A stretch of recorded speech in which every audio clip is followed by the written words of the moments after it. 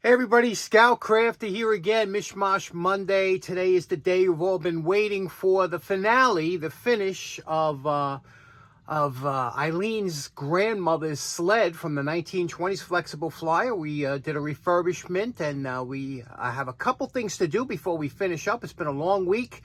Let's get started right away. Okay, it's time to do the runners now. We did them in a rusty metal primer. You could see here it's all dry, comes out real nice, and it does a good job. Now there's a couple things that I always like to do. You see, when you see like rivets like this here, rivets, and what I do is I paint over them, then I take a Q-tip with some thinner and I wipe the paint off to leave them that color, because for some reason it just, to me, it looks like a better job. I don't know if they were painted from the factory. I know whenever you leave like rivet heads and over here and they're not colored and painted, it just makes it look, to me, more professional.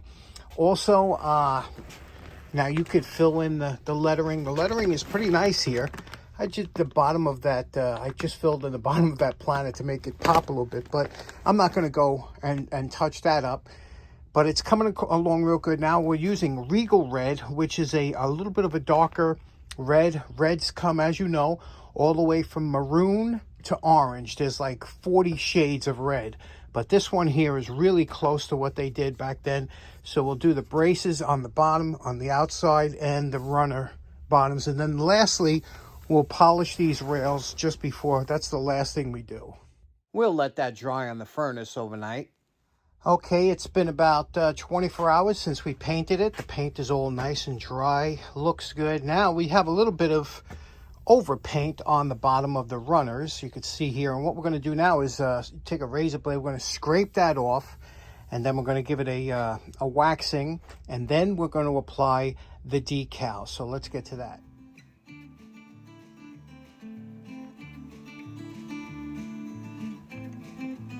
Now that the runners are nice and clean and smooth of any wax, you can use a candle. A lot of people used to use candle. You can use beeswax. I'm just going to use automotive wax because I don't see this being used much on the slope these days. So let's get that done. Okay, what everybody's been waiting for, the application. This can make or break your project.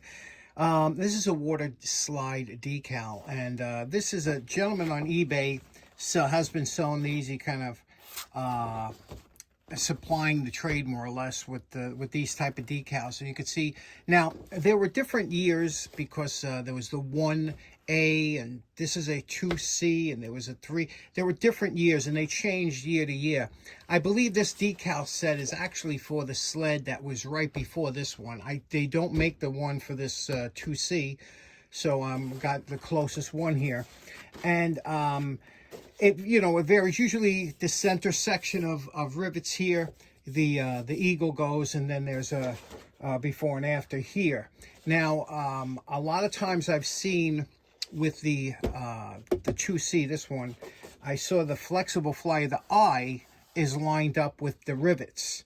But we're going to have to see how we're going to put it on here. The first thing you have to do is you have to cut these out of the sheet, and you want to leave about a 1/16 of an inch around, and I'll tell you why. You do not want to have large areas. Like if I just cut it like a square and put it on, you'd see all this film around it. You want to get as close as you can to the lines, and then what we're going to do is dip it in warm water, and we're going to slide it off onto the surface. And this is why your surface has to be sealed.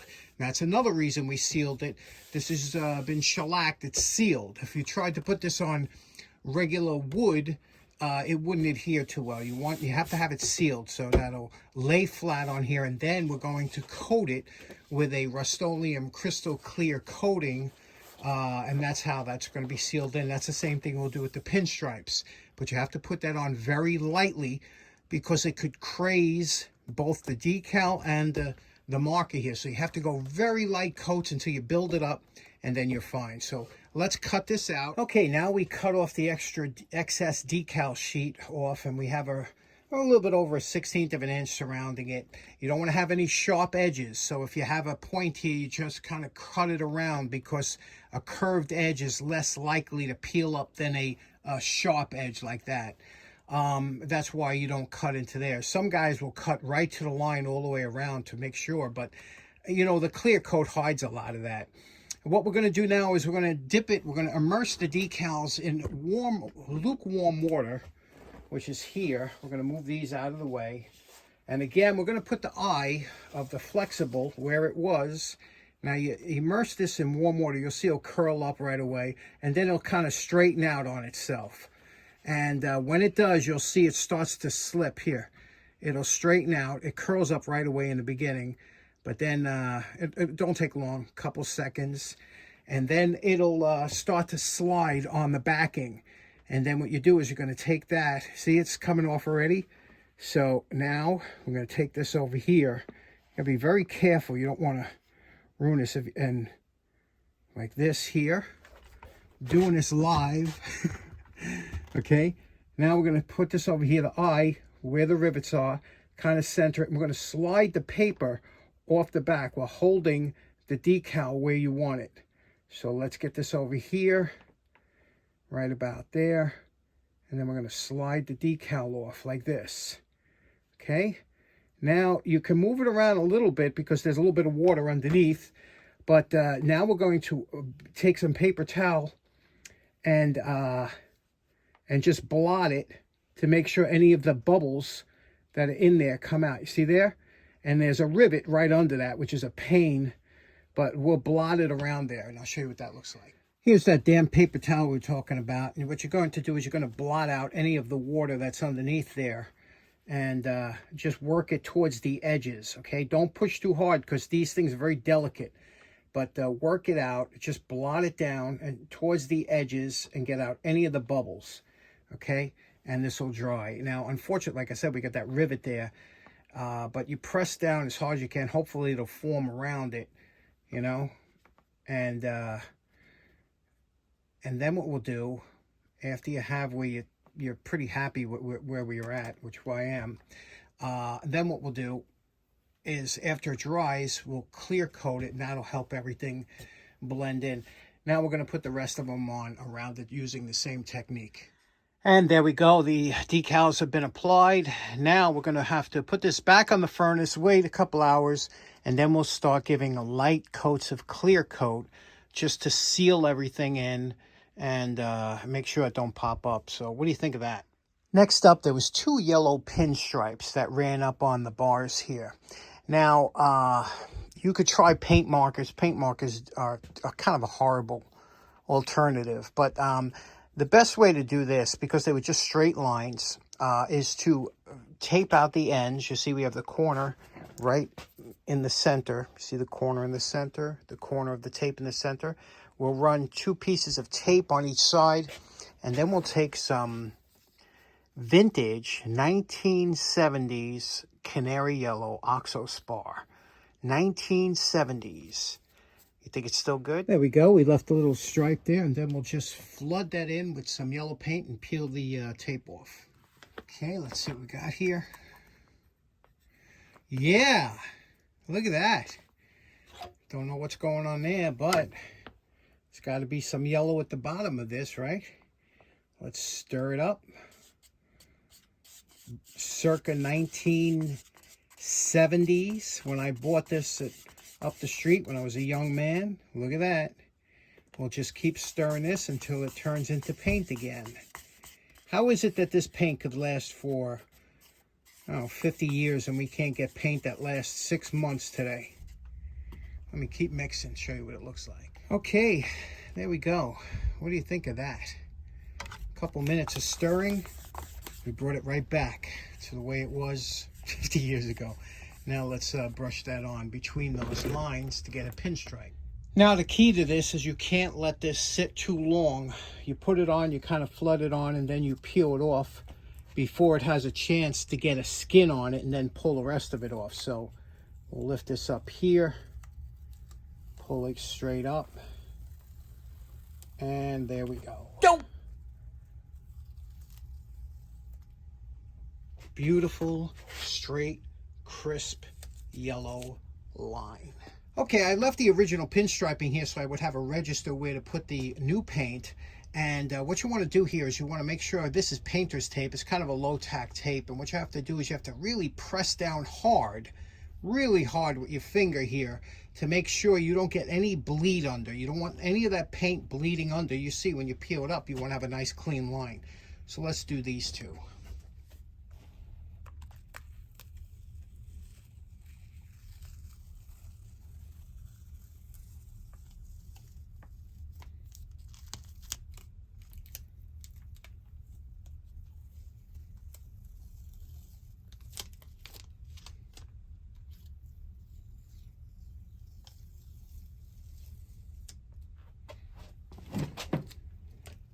Okay, next up, for best results, you want to use this Krylon acrylic spray coating, crystal clear, number 1301. And put this in a bucket of warm water, hot water. Leave it in there till this warms up. You don't want to you never want to spray a cold spray on a warm item or a warm spray on a cold item. So I have that sled over there in the furnace warming up. This I'll put in a hot water, shake it up good, and then we will give it fine mist coats. Not a heavy wet coat, which I love to do, but you got to hold back. And a fine mist coat, let it dry. Give it about a half an hour, let it get tacked, give it another mist coat, and you got to build up your coats on both the decal and the markers.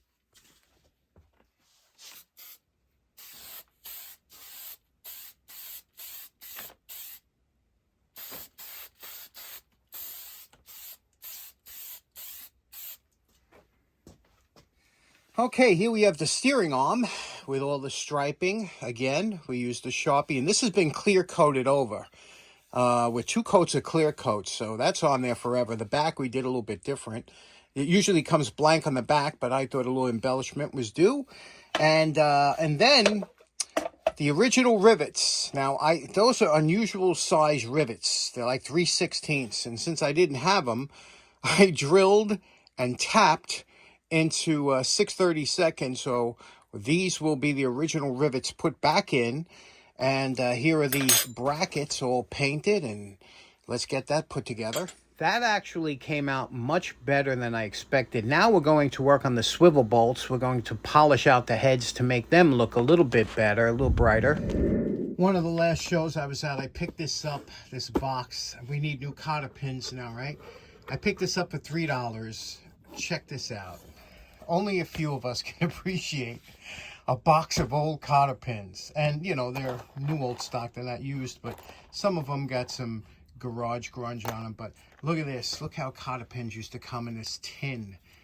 Look at that beautiful tin. And it said popular assorted cotter pins. Look at that. Is that not a thing of beauty? I don't know. I don't know if there's a lot of you out there who can get excited about cotter pins like I do. But this was just a gem. I was so happy to get this. And in the Optimo cigar box. Now, you know my favorite part. Remember what Eileen's grandmother's sled looked like before we started. And we're calling this project done. Really happy with the way this came out. You know, I wanted, when I started this project, and the reason I was sitting on it so long is I was looking at it in my living room and I was like, that thing's fine the way it is. So how do you refurbish something to make it look good, but not take away the age and the beauty of the use and wear? And I'm really happy. I just love the way this is. I would be proud to hang this on the wall of any shop or even my living room. I'm telling you, this thing is so nice. Now, 3 coats of shellac on here, on the front here, on the top, on the handle bar here. 2 coats of clear over here, over the marker stripes, and of course the 50-year-old paint. The striping came out real nice. What do you think? There you can see the Regal Red Runners. It really makes this thing pop with the that nice coloring on top. Of course, the decals. The decals really make a difference. I'm not a fan of decals, and you know, they do give you problems. That's why I had to put 3 coats of shellac on top of it, but it does really look nice, doesn't it, with that flexible flyer logo there. And the pinstriping, I thought, came out real nice. Let me look at the bottom. Now, you remember what the bottom used to look like. Very common problem when it starts cracking. So only 1 coat of shellac on the bottom here. You could see the Planet Junior insignia. You could see the flexible flyer number, there we go, number 2C. You could see that there. And then you could see the genuine flexible flyer with grooved runners. And Edward, I wish I could have kept Florence's name, but that was just on there with some kind of, I don't know if it was nail polish or something. I don't know what it was that was on there, but it just was flaking off to begin with. And again, all the red, the regal red really makes a difference, doesn't it? I was able to tighten up the steering. Is so nice now, so nice and tight. Just the way it probably came from the factory. You know, a lot of times they're sloppy from side to side. Now this is just beautiful in here and polished up the hardware there. And there we go. So this one's in the can. And I'm glad it's finished. No more multi-episode projects for a while. Okay, so in closing, if you stuck with me for the 4 episodes, thank you very much, and hope you enjoyed this as much as I did. It was a nice way to bring back something. I love projects that have sentimental value. You know, there's nothing better. I'm telling you, nothing better than working on, especially if your grandparents or your father's tool. You know, because a lot of you out there have done it, and that's the best part. You know, if you could bring back there's a different kind of feeling about it. It's done with love. It really is. So I hope you enjoyed this one, and we will see you again on Wednesday. Getting back to our 1 episode, I got some great poor man's flea market stuff. Boy, do I got some great stuff coming up. Have a great day. We'll see you again. Take care now. Bye-bye.